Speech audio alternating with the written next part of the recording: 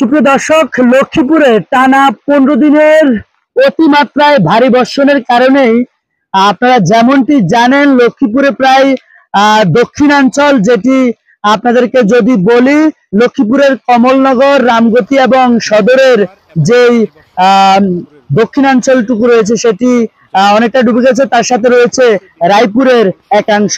আপনাদেরকে আমরা যদি বলি, এই লক্ষ্মীপুরের প্রায় অনেকাংশ পথঘাট এবং মাছের ঘের এবং কৃষকের ফসলি মাঠ সবকিছু এখন বর্তমানে পানির নিচে।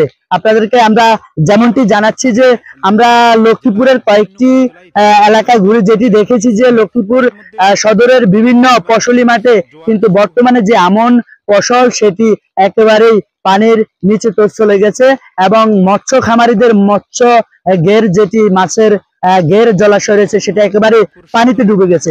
আজ দুপুর 2টা নাগাদ জোয়ারের পানি বৃদ্ধির ফলেই কিন্তু আরো জলাবদ্ধতার সৃষ্টি হয়েছে এবং অতিমাত্রায় ভারী বর্ষণের কারণেই কিন্তু লক্ষ্মীপুরে বর্তমানে পানির নিচে নিমজ্জিত যেই শাকসবজি এবং ফসলি মাঠ রয়েছে, মৎস্যঘের, এমনকি আমরা যেমনটি দেখতে পেয়েছি যে বিভিন্ন রাস্তাঘাট হাঁটু পর্যন্ত পানিতে নিমজ্জিত হয়ে আছে।